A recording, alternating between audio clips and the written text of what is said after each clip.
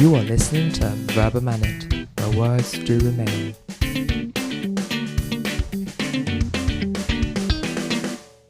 Welcome to another episode of the podcast series Right the Wrongs.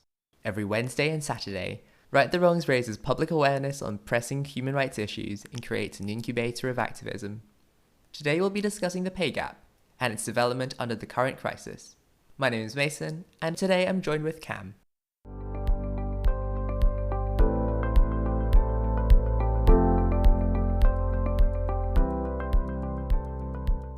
To understand the current state of the issue, we should provide to our listeners some background about the issue of the gender pay gap. Cam, could you introduce us to the situation before the pandemic?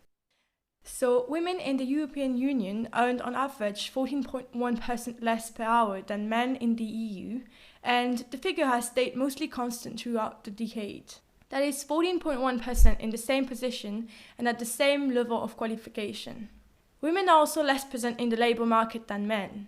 Gender employment gap is at 11.7% in 2019, with 67.3% of the women in the EU being employed, while the figure for men stands at 79%. We should also consider that the gender pay gap differs according to the level of education of employed women or to the different fields. High gender pay gap is mostly characteristic of a labour market where an important part of women work part-time or when they are more concentrated in low-paid sectors.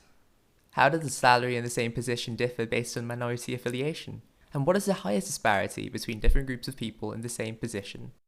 The same dynamic is at play when it comes to minorities. They have suffered from higher average pay gaps and worse prospects of employment. The sad reality is that this discrimination happens from the very beginning. Interestingly, for the discrimination, it is sometimes enough to have a name that is usually associated with being a minority. Your own name on the CV is enough for some to reject your application.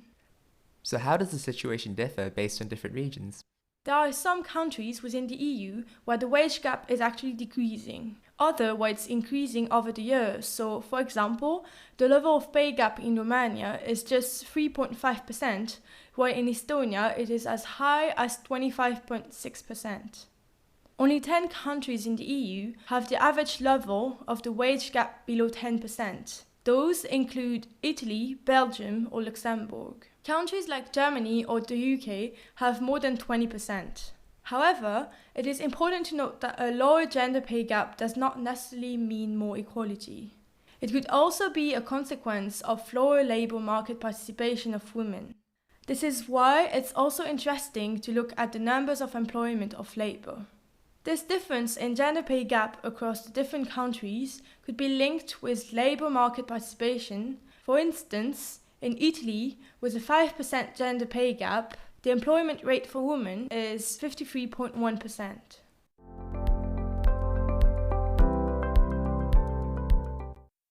What are some of the main reasons behind these disparities? The first that we may talk about is structural discrimination. When we talk about structural discrimination, its basis differs across countries. In some, its main part is deep cultural and historical set of biases. However, in some countries, such as all countries of the EU, you have legislation aimed at preventing gender pay gap and giving more power to those who experience it. This is enshrined in the European Directive 54/EC from 2006. So, in some, we have also some structural elements designed to fight gender-based discrimination. Major parts of this problem are also basic stereotypes. Many people have quite stereotypical views of the roles of men and women in the societies, families, companies, or institutions. Women are also more frequently face the choice between job and family, or the difficult balancing between the two. Maternity leave is also a major point associated with this. Some employers are more reluctant to employ women as they expect them to eventually be on maternity leave. How do you see the current changes in the situation when it comes to gender-based stereotypes and gender-based discrimination? Although there are some gender-based stereotypes such as women shouldn't work and should stay at home, take care of the cooking and the children, that are no longer as important as they once were, Gender-based discrimination is still present in our society, and a lot of gender-based stereotypes are still here. Indeed, some gender-based stereotypes, such as vocational career that are typically for men, like worker or laborer, or for women, like nursing, are still feeling gender-based discrimination. In fields like building, male workers will tend to not listen or respect their female supervisor, as that stereotype is still fresh in their mind. Furthermore, women in all fields are struggling to reach high-ranking positions. It is a phenomenon that we call the glass ceiling, which is a metaphorical invisible barrier preventing women from rising to a certain level in a hierarchy. Gender-based stereotypes such as women will want children at some point and will take maternity leave are still at the core of this phenomenon. That's certainly not uplifting. How has the situation developed during the pandemic? During the pandemic, the situation has certainly been challenging for women. Indeed, studies have shown that women and men tend to work in different industries. A study called The Gender Gap in STEM Fields has shown that while women tend to be better than men on average in high school, they decide not to pursue scientific careers after graduation, since gender stereotypes attribute these careers as being for men. Therefore, they oriented themselves on average towards other kinds of fields like literature, culture, teaching, or childcare workers. With the pandemic preventing any kind of social contact, these fields are very much suffering during the pandemic. Therefore, the situation worsened during the pandemic since the fields that are struggling are the ones where we find more women than men. But we should also mention that more in-depth research is needed.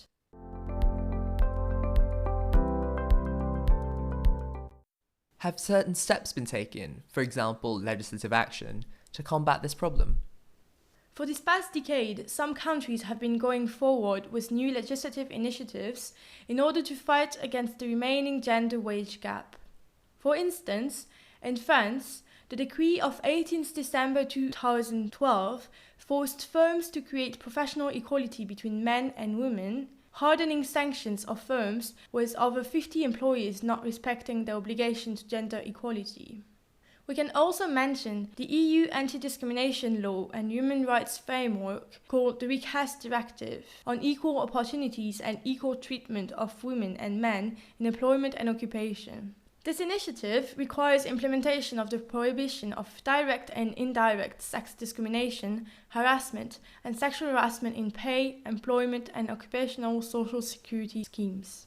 During the COVID-19 pandemic, Parlaméricas, an independent network comprising of national legislators of 35 countries across the American continent, have put forward ideas to target gender equality in their legislative responses to the pandemic. Do you have any other examples? For transnational initiative, we can mention the famous UN Women, short for United Nations Entity for Gender Equality and the Empowerment of Women, presided by Phumzile Mlambo Nguka. They have been working since 2010 for the empowerment of women and to better opportunities and life conditions. They have undertaken a lot of actions to reduce the gender wage gap. They also worked on response in front of the COVID-19 crisis, for example, to support care workers and domestic workers. They are working to change the social norms to support equal distribution of care responsibilities, especially in this context of social distancing and lockdown. UN Women Lebanon will launch an awareness-raising campaign in UNDP on social norms, sharing care work and stopping domestic violence, whereas UN Women Morocco is working to encourage men and boys to share domestic and childcare work with women. There are also other non-governmental organizations with the same agenda, like Equality Now, that worked in Africa to develop an important, progressive and complete judicial tool to protect women's rights, called the Maputo Protocol, that guarantees comprehensive rights to women, leading to improving gender equality in Africa. We can also talk about some transnational companies and institutions that have adopted policy of non-discrimination. But this may do it not only because they care about those issues, but also just as a positive PR due to the civil pressure upon them. So I think it is less appropriate to talk about this. So if it's less appropriate to talk about these issues, how can we, as listeners, contribute to the fight against the gender pay gap? There are many things that we can do as citizens. For instance, through civic participation in political processes. Politics is still the best method of reaching our goals if we want to fight the pay gap. Any social change comes from those who actively demand it. But if we think we cannot participate in politics, we can still change at least workplace culture, for example, or starting raising awareness about these issues. Maybe by a podcast. Thank you very much, Cam. That's the end of today's episode on the wage gap. Feel free to engage with us on our social media channels by following us on Facebook and Instagram, and join us for further discussions on our Telegram group, or leave us a comment at theverbamanagepodcast@gmail.com. This episode was written by Jan and Zineb, produced by Tanfei, and brought to you by Right the Wrongs under Verba Managed. In the next episode of Right the Wrongs, we'll further explore the issue of climate change. You can find our show on Apple Podcasts, Google Podcasts, and Spotify, bringing you detailed updates on pressing human rights issues. Until next time, take care.